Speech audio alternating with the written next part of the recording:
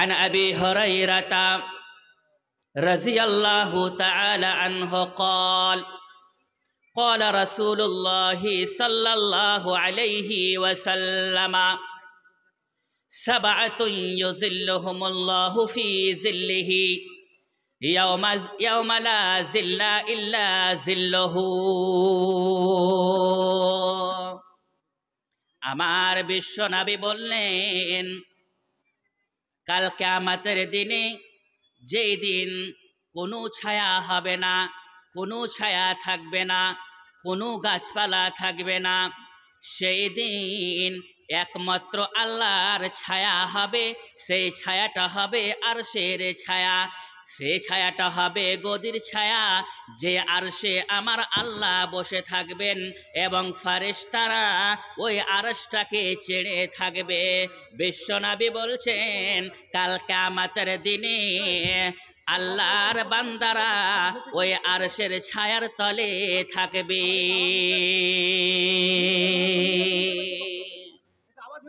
ভাই আমার, নবী বলছেন কোনো ছায়া থাকবে না।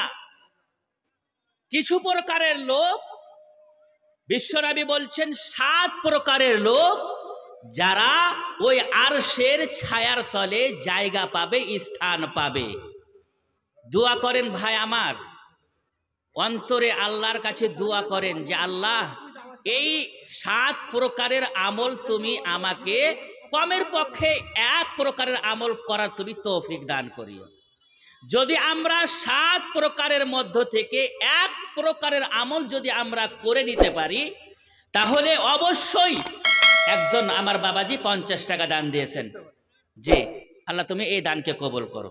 যদি আমরা 1 প্রকারের হয়ে যেতে পারি, তাহলে ইনশাআল্লাহ ওই আরশের ছায়ার তলাতে আমাদের জায়গা হবে। আসেন সিরিয়ালি করে এক এক করে আপনাদের সামনে রাখবো এবং অবশ্যই মহান আল্লাহ তাআলার দরবারে এটা দোয়া করিয়েন যে আল্লাহ এই আমলগুলোর মধ্যে একটি আমল তুমি আমাদেরকে করার তৌফিক দান করিও। বলেন ইনশাআল্লাহ করবেন তো? ইনশাআল্লাহ। আমার নবী সাল্লাল্লাহু আলাইহি ওয়াসাল্লাম তিনি বলছেন আল ইমামুল আদিল, প্রথম নাম্বার न्याय परायण विचारक, इंसाफ करने वाला, सत्य विचार करने वाला, न्यायेर पथे न्यायेर रास्ताते थेके जारा अन्यायेर बिरुद्धे विचार करे, जारा इंसाफ करे, तारा विश्वनबी बोलছেন ওই আল্লাহর আরশের ছায়ার নিচে জায়গা পাবে। বিশেষ করে আমি পাড়া গ্রামের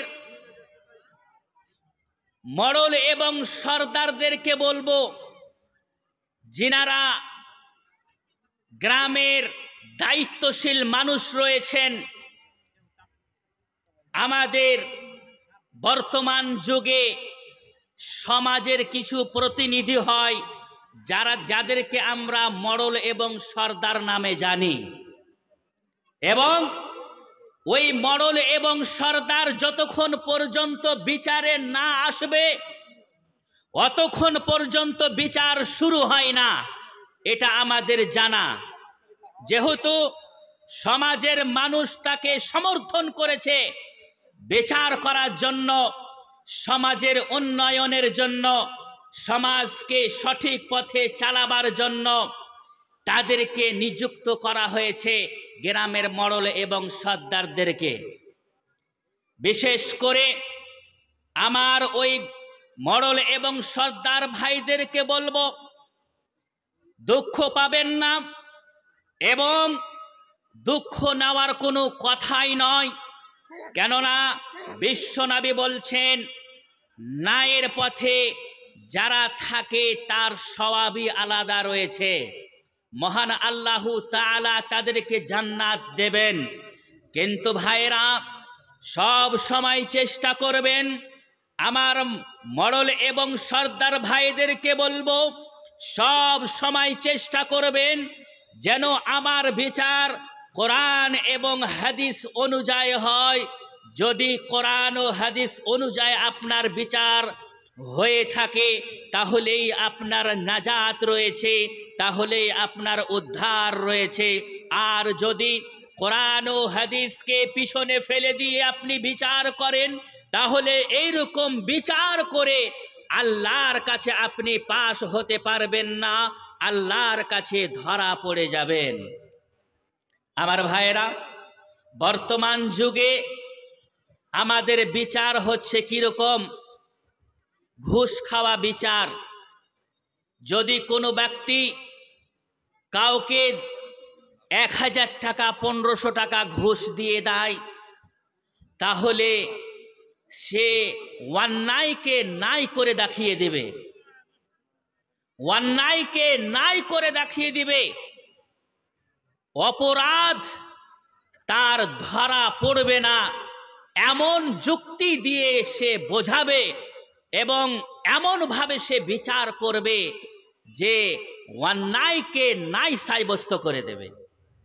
আমার ভাইয়েরা, যদি আমরা এই পৃথিবীতে কিছুক্ষণের লাভের জন্য 1000 টাকা 1500 টাকা ঘুষ খেয়ে নিয়ে স্বার্থবাজি বিচার করি তাহলে জেনে রাখিও আল্লাহর ওই আরশের ছায়ার তল থেকে আমরা মাহরুম হয়ে যাব।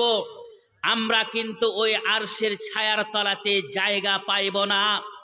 যে আরশের ছায়ার তলার কথা আমার বিশ্বনবী জনাবে মুহাম্মদুর রাসূলুল্লাহ সাল্লাল্লাহু আলাইহি ওয়াসাল্লাম তিনি ঘোষণা করেছেন। মহান আল্লাহ তাআলা তিনি বলেন, ফাহকুম বাইনাহুম বিমা আনজালাল্লাহু ওয়ালা তাত্তাবি আহওয়াআহুম আম্মা জাআকা মিনাল হক।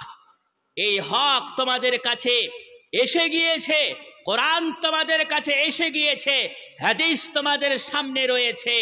এই হাদিস অনুযায়ী তোমরা বিচার করবে, আল্লাহর কিতাব অনুযায়ী তোমরা বিচার করবে এবং নফসি খাহেসাতে তোমরা ইত্তেবা করো না। তোমার মনটা চাইছে অমুক ব্যক্তি তো আমাকে 1000 টাকা দিল, তার বিরুদ্ধে আমি কি করে কথা বলি? অমুক লোকটা আমাকে 2000 টাকা ঘুষ দিয়েছে, তার বিরুদ্ধে আমি কি করে বলি? যদি আমরা ঘুষ খেয়ে বিচার করি, যদি আমরা রাজনৈতিক বিচার করি তাহলে জেনে রাখিয়েন আপনি আল্লাহর নজরে বাঁচতে পারবেন না, আল্লাহর কাছে আপনি বাঁচতে পারবেন না। এর জবাবদেহি একদিন আপনাকে দিতে হবে। বিশ্বনবী বলেছেন, মা মিন আবদিন ইয়াস্তারিহা আল্লাহু রায়াতান। তারপরে শেষের দিকে বিশ্বনবী বলছেন, ইল্লা হারামাল্লাহু আলাইহিল জান্নাহ। বিশ্বনবী বলছেন, যারা নিজের আত্মীয় স্বজন কে দেখে বিচার করতে গিয়ে, যারা দেখে যে এটা আমার বোন, এটা আমার মা, এটা আমার ভাই, এটা আমার বাবাজি, এরকম ভাবে দেখে যারা বিচার করে, যারা অন্যায়কে অন্যায় সাব্যস্ত করে না, যারা নাইকে নাই সাব্যস্ত করে না, যারা নিজের আত্মীয় স্বজন দেখে, পাড়া প্রতিবেশী দেখে, বন্ধু বান্ধব দেখে বিচার করে, আমার নবী বলেছেন তার জন্য মহান আল্লাহ তাআলা জান্নাতকে হারাম করে দিয়েছেন।